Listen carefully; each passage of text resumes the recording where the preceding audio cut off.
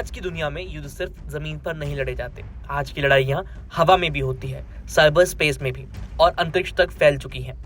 ऐसे माहौल में किसी भी देश की सबसे बड़ी सुरक्षा ताकत क्या होती है? सिर्फ टैंक या फाइटर जेट नहीं, बल्कि उसका एयर डिफेंस सिस्टम।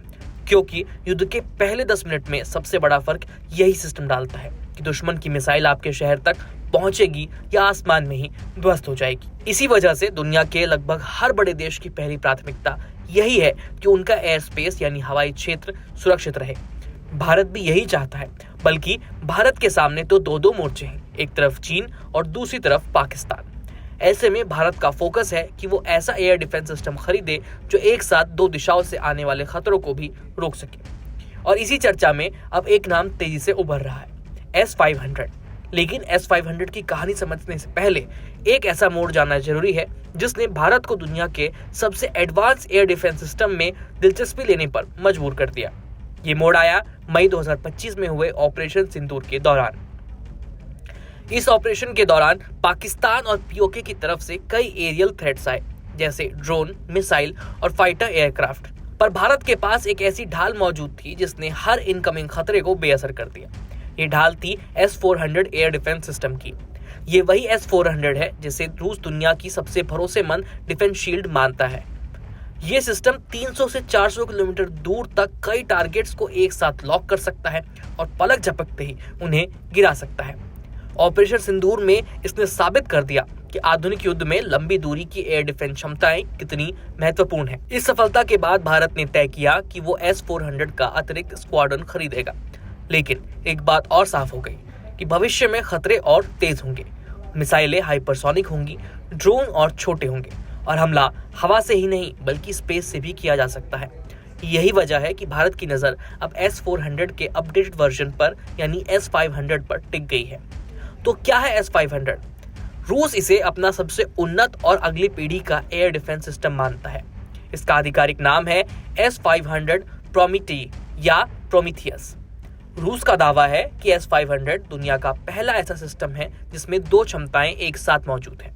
पहली एंटी स्पेस यानी स्पेस की लो ऑर्बिट में मौजूद सैटेलाइट गिराने की क्षमता, और दूसरी एंटी हाइपरसोनिक यानी 5 से 10 मैक की रफ्तार से आने वाली हाइपरसोनिक मिसाइलों को भी ये इंटरसेप्ट करके खत्म कर सकता है। ये S-400 से लगभग 2 गुना ज्यादा रेंज वाला सिस्टम माना जाता है। रिपोर्ट्स बताती हैं कि ये 600 किलोमीटर तक के टारगेट्स को गिरा सकता है।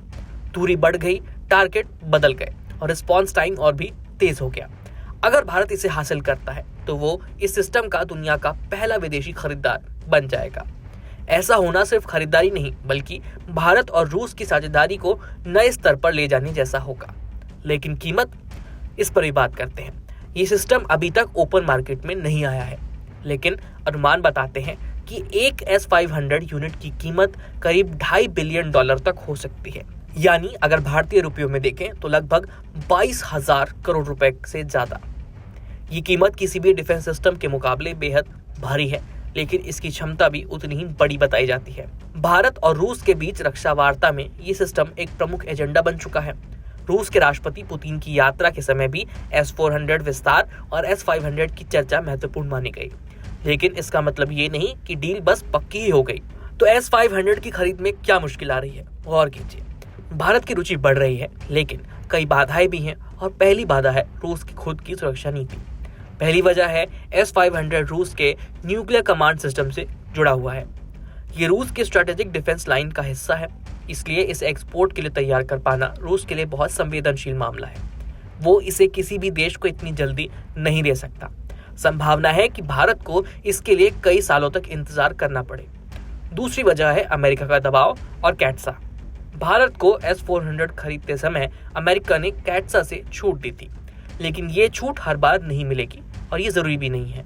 रूस से होने वाली सैन्य खरीद पर अमेरिकी प्रतिबंध हमेशा खतरा बने रहते हैं। भारत को दोनों रिश्तों यानी मॉस्को और वॉशिंगटन के साथ बैलेंस बनाना भी जरूरी है। और तीसरी वजह है भारत खुद भी नई तकनीक विकसित कर रहा है। DRDO प्रोजेक्ट पुश पर काम कर रहा है, जिसका लक्ष्य यही है कि भारत 400 से 600 किलोमीटर रेंज वाला अपना खुद का एडवांस एयर डिफेंस सिस्टम बनाए। ऐसे में भारत तुरंत कोई फैसला नहीं करेगा, वो जल्दबाजी से बच रहा है। अब बात करते हैं अंतर्राष्ट्रीय स्तर की कि दुनिया में सबसे एडवांस एयर डिफेंस सिस्टम किस देश के पास है। एयर डिफेंस सिस्टम वो तकनीक है जो देश की हवाई सुरक्षा को अंतिम दीवार तक माना जाता है। दुनिया में कई देशों के पास बेहद खतरनाक और एडवांस सिस्टम मौजूद हैं। इससे सबसे पहले रूस की बारी आती है। इसके पास S-400 और S-500 जैसे उन्नत एयर डिफेंस सिस्टम है। S-400 आज भी दुनिया का सबसे भरोसेमंद सिस्टम है और अब S-500 इसे रिप्लेस करने की ओर बढ़ रहा है। दूसरे नंबर पर अमेरिका है। अमेरिका के पास पैट्रियट और थैड जैसे सिस्टम है। ये दो एयर डिफेंस सिस्टम काफी भयानक माने जाते हैं। पैट्रियट मिसाइल सिस्टम जो कई देशों में इस्तेमाल होता है, ये एयरक्राफ्ट, क्रूज मिसाइल और बैलिस्टिक मिसाइल को गिराने की क्षमता रखता है। वहीं थैड इसे अगली पीढ़ी का सिस्टम है। 150 से 200 किलोमीटर दूर से आने वाली मिसाइल को हवा में ही निष्क्रिय कर देता है। हाई अल्टीट्यूड इंटरसेप्शन यानी बहुत ऊंचाई पर भी ये वार कर सकता है। तीसरे नंबर पर इजराइल है। आयरन डोम, डेविड स्लिंग और एरो सिस्टम, इसके पास ये 3 एयर डिफेंस सिस्टम है। इजराइल ने 3 लेयर वाला अपना एयर डिफेंस नेटवर्क तैयार किया है। आयरन डोम दुनिया का सबसे तेज और सबसे सटीक रॉकेट डिफेंस सिस्टम है। वहीं डेविड स्लिंग मध्यम दूरी के हमलों को रोकने वाला है और एरो सिस्टम लंबी दूरी की बैलिस्टिक मिसाइल डिफेंस के लिए इस्तेमाल करता है। गाजा संघर्ष में आयरन डोम ने 90% से ज्यादा हमलों को रोककर अपनी क्षमता साबित कर दी। फिर आती है बारी चीन की। चीन ने अपना खुद का एडवांस सिस्टम विकसित किया है। अपने दक्षिण पूर्वी एशियाई समुद्री क्षेत्रों की निगरानी के लिए इसे लगाया है। इसके बाद बारी आती है भारत की। भारत के पास वर्तमान में S-400 आकाश मिसाइल सिस्टम और बराक 8 और आने वाले समय में DRDO का प्रोजेक्ट कुश भी होगा। S-400 की वजह से भारत दुनिया के सबसे सुरक्षित देशों में शामिल हुआ, खासकर हवाई रक्षा के मामले में। पाकिस्तान के साथ हालिया तनाव ने यह साफ कर दिया कि भारत की एयर डिफेंस क्षमता कितनी मजबूत हो चुकी है। एयर डिफेंस सिस्टम आखिर करते क्या है? तो सरल भाषा में समझें तो एयर डिफेंस सिस्टम वो तकनीक है जो हवाई सीमा पर चौकीदार की तरह पहरा देता है। ये रडार से खतरे को पहचानता है, उसे ट्रैक करता है और फिर मिसाइल से गिरा देता है। ये दुश्मन के fighter jet, cruise, ballistic missile, drone और लो फ्लाइंग UAV, रॉकेट हमले और भविष्य में स्पेस से आने वाले खतरों को भी रोक सकता है।